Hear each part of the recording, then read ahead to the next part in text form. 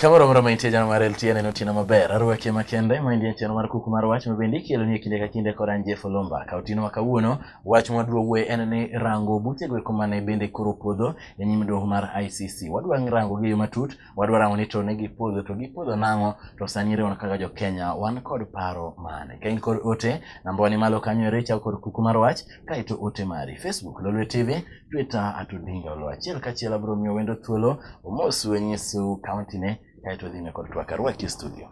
Mosi go jo Kanyana. Yes. Kawuono okay Ana ja Kenya. Yes. We penja wach county. Ja Kenya. Kawuono wuok Siaya. Siaya ten kama region ma dala wanitie.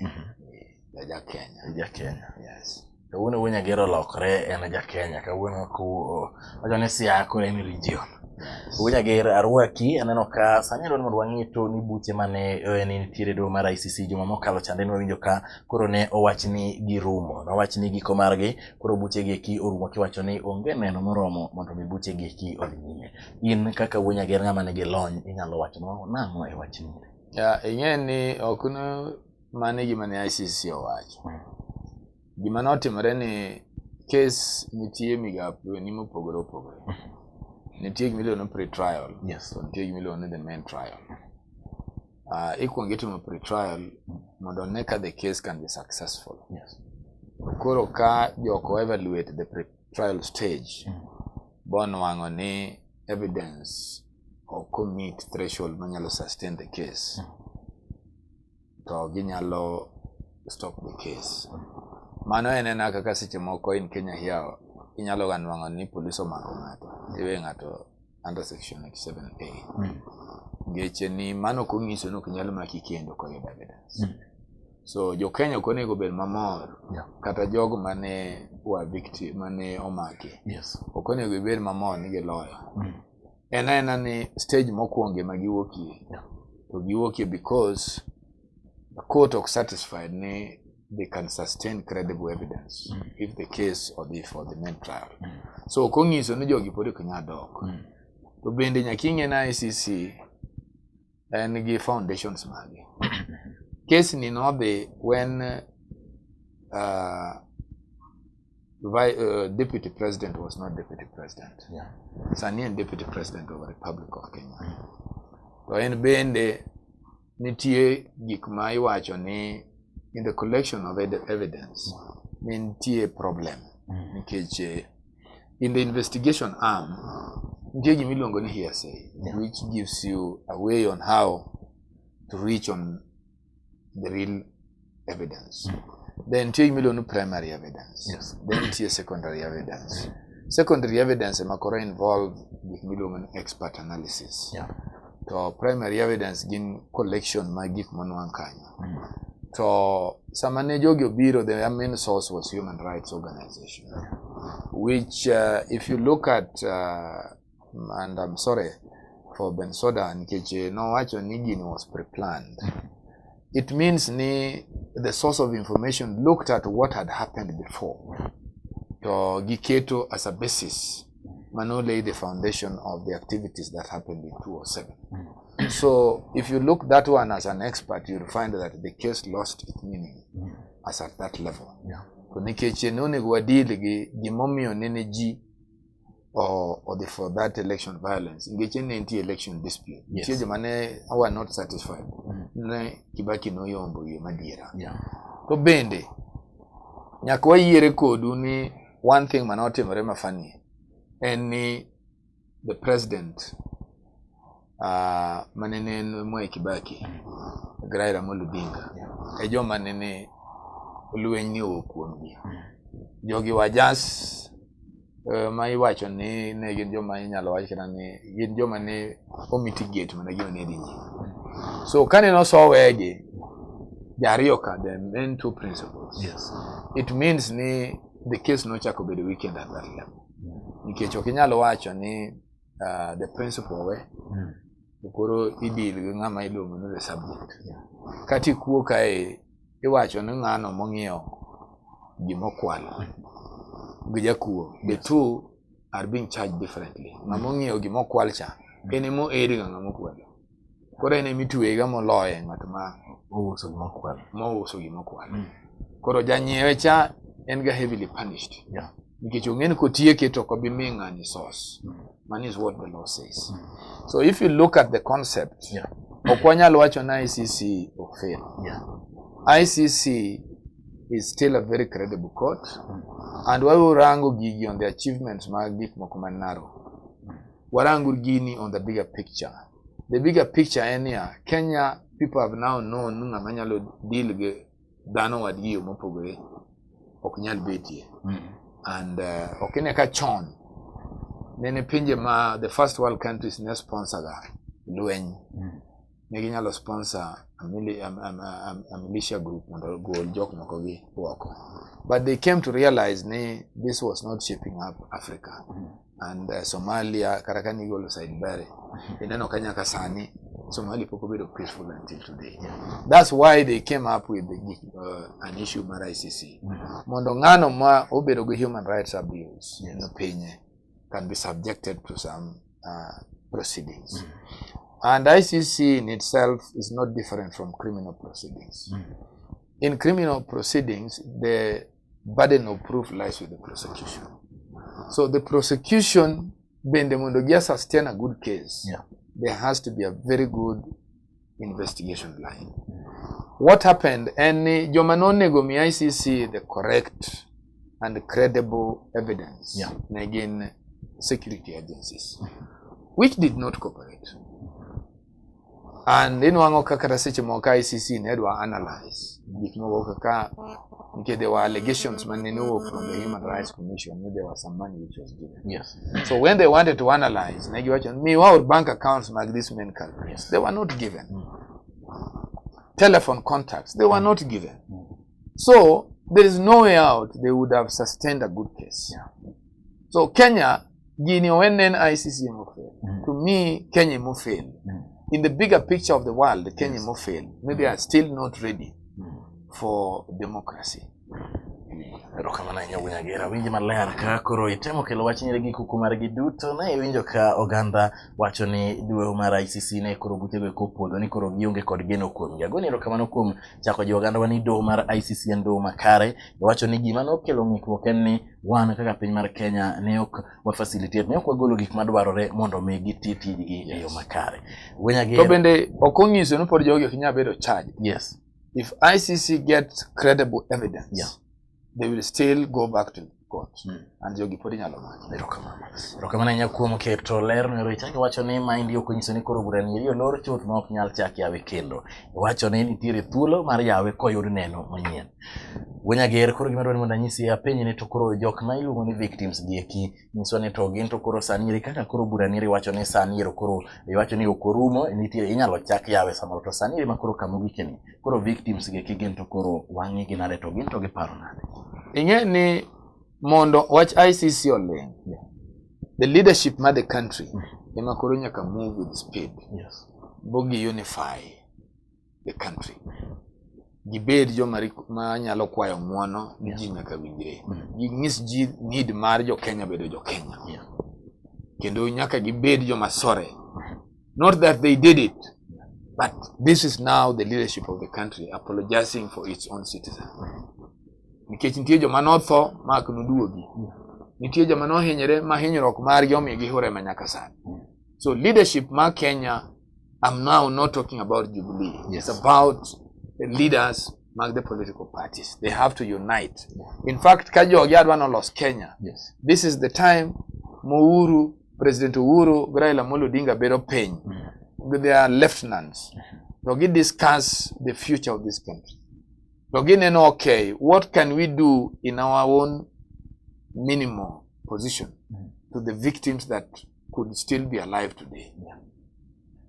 Mondo, one, on any resettlement for Temio Makare.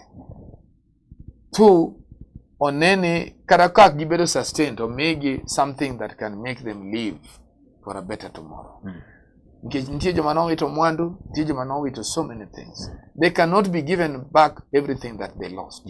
But they should be put back in a more suitable position.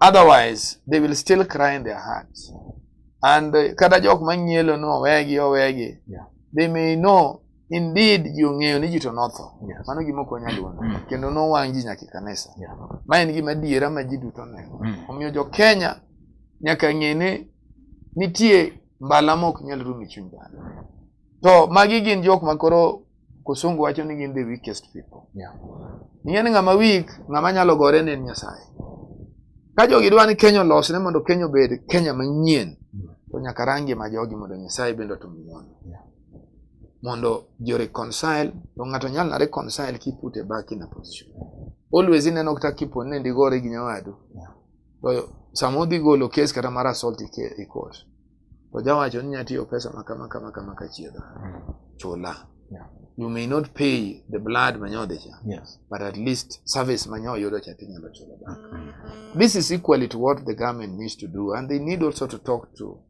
the first world countries. No, we promise you that Kenya will not go in this line again. Konyor assistance. Then out of that, eka case mar ICC ni bro bedo go magnitude of a positive approach. To ko where victims gipodo remain victims for remain in the camps. To mano pod bro nyiso ni ICC cases are still. Omiyo mano gimo kadwa wondi. It is a challenge to the leadership of this country.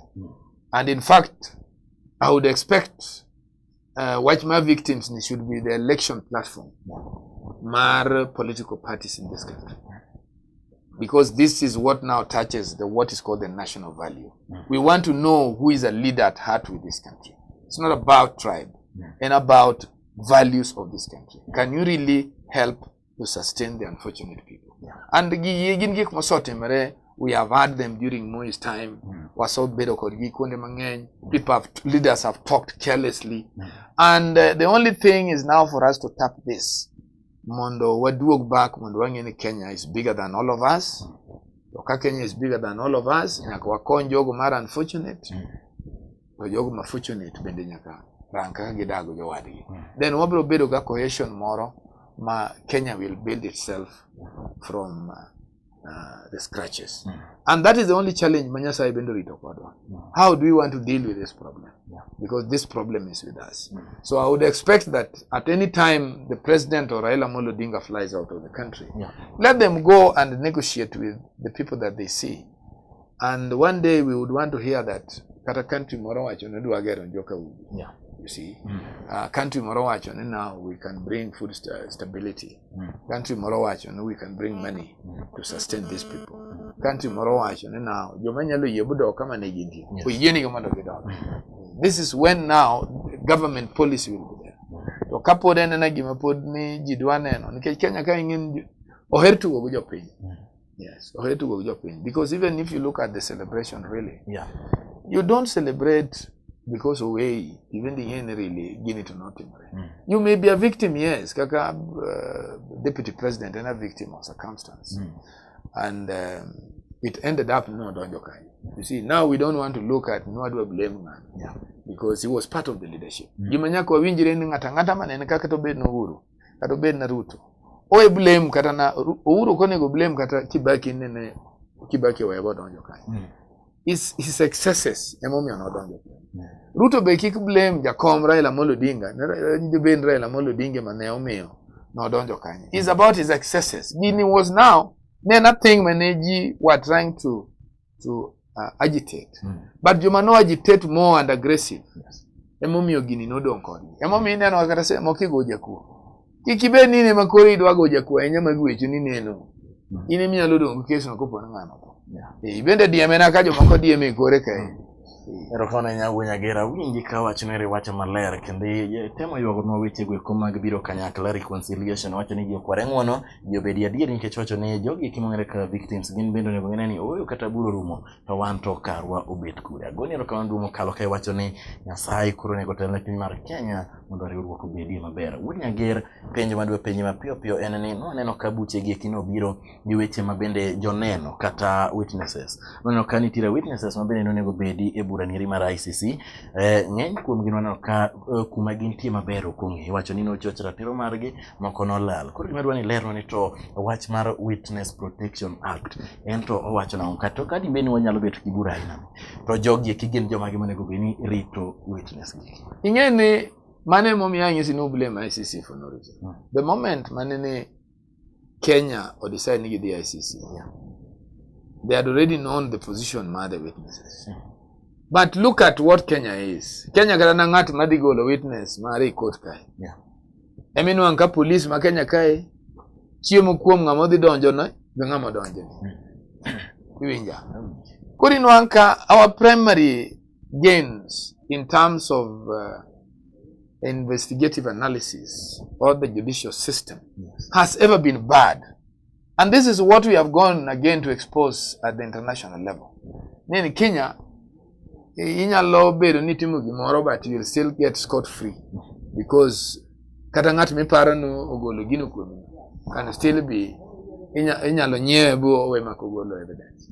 So when Bensouda was crying, and Bensouda brought a very good analysis. Even though, if I can prove Nungane no interfere with my witnesses, then I can use the statement to bring this matter back to being. But Timore. In fact, the ICC were looking at the bigger picture.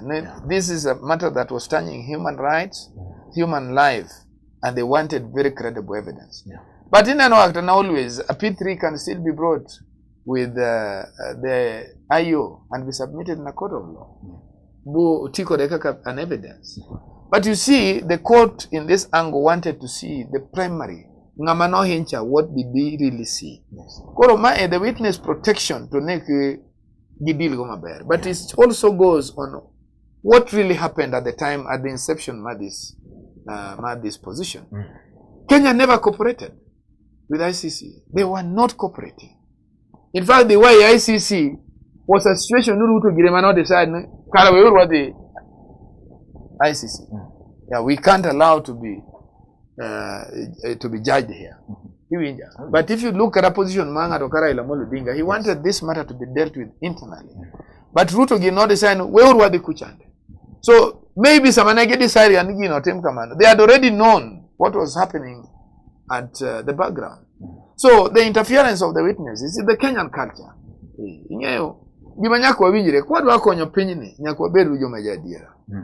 Kenyan culture is bad. Our police system has to have a change.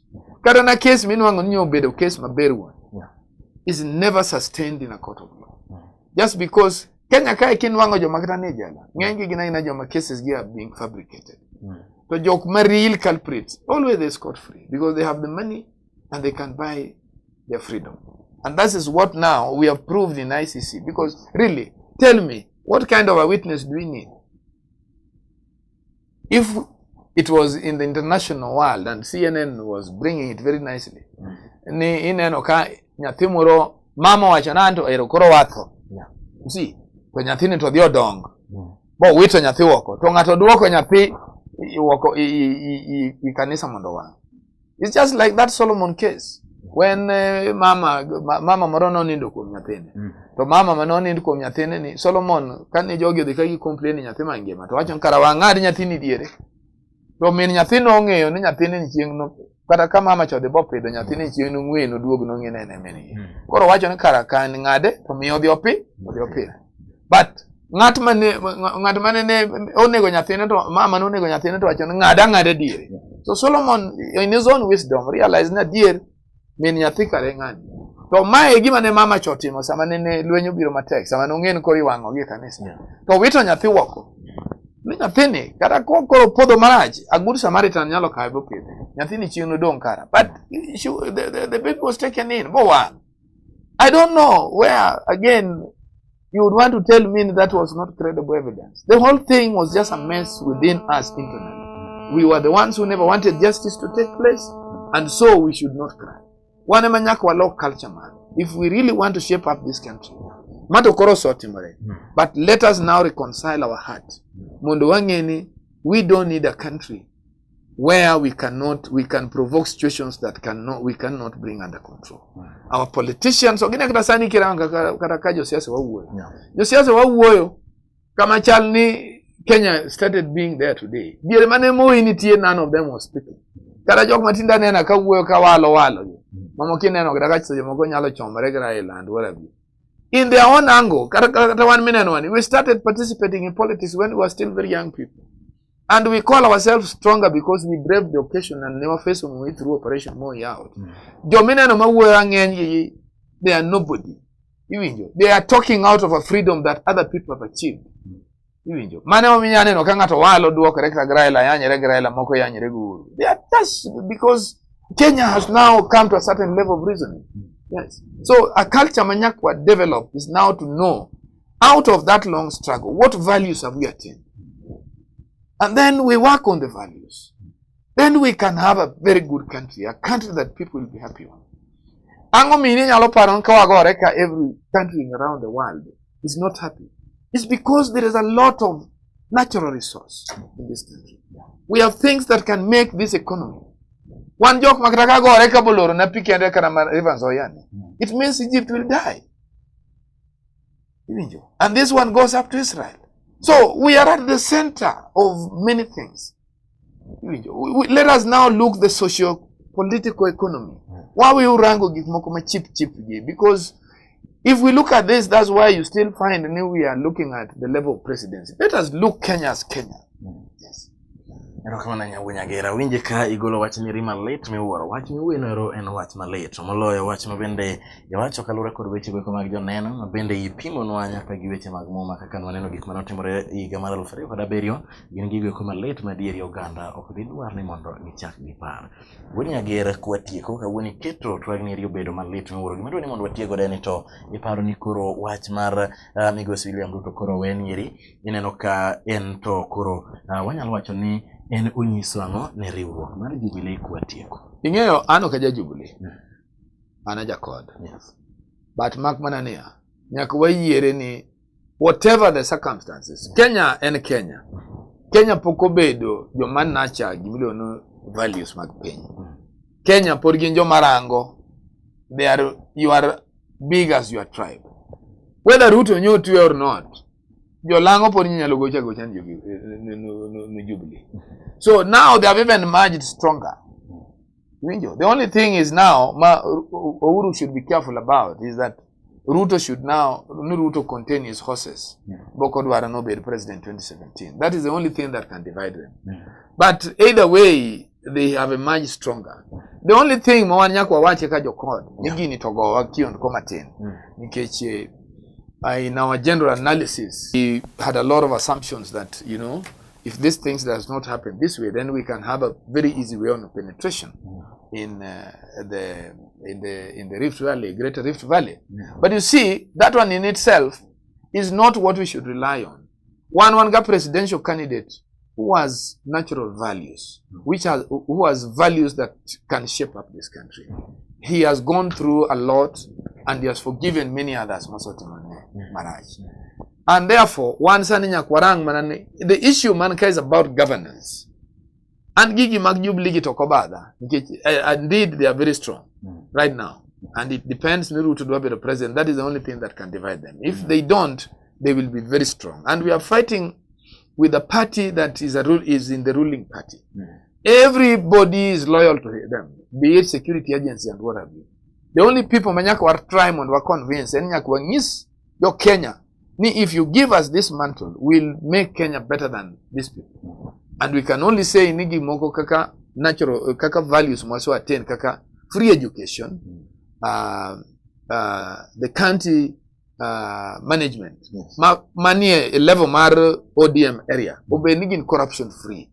Mondo watini jo pain, mondo walore mana on position of development. That is the only thing that me I can urge my political leadership.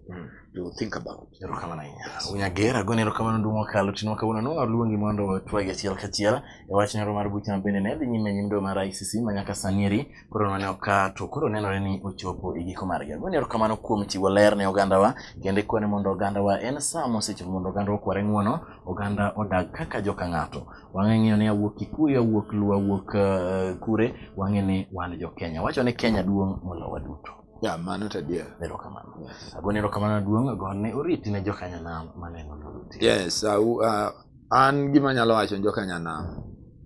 Sakoro chopo nyakwa mako siep, nyakwa make sure ni wabende kwa dwaro loch wanyana ido kwa ni kusiepe mang'eny. An bende anyalo tiyo go fursa ni mondo jo ogunja madibede neno wakae. Ong'e ni ane debe 2017 daher mondo gi gona kora. Mane manyalo kora. Erokamano ahinya goni erokamano maduong' wakala geno ni oganda mabende nitiere piny maoko udhi nyime kod neno wachiel kachiel mana kaka nanyiso www.lolwe.tv/live. Ageno ni uneno maber kendo an kod adieri duto ne gineno kamoro mondo gintie ote nitiere mathoth nyaka jok man oko Unyager nenowa kamoro mora magintie. Gigo erokamano kuom twak maber giwacho ni wang'e ni piny mar Kenya wabedo kanyakla. Mano ero ema nyalo kelo dongruok kendo koyo jogo mawuok Nyanza ni mondo wang'e ni kwapiem e weche mag dongruok. Wawacho ni oyo wanto korka yore wadongore moloyo korka weche mag thieth wadongore moloyo korka weche mag somo wadongore moloyo to weche mag siasa mopong' kod ayanya. Winjo kamano bende wacho ni ok ber. Weche siasa mag ayanya mag akwede mago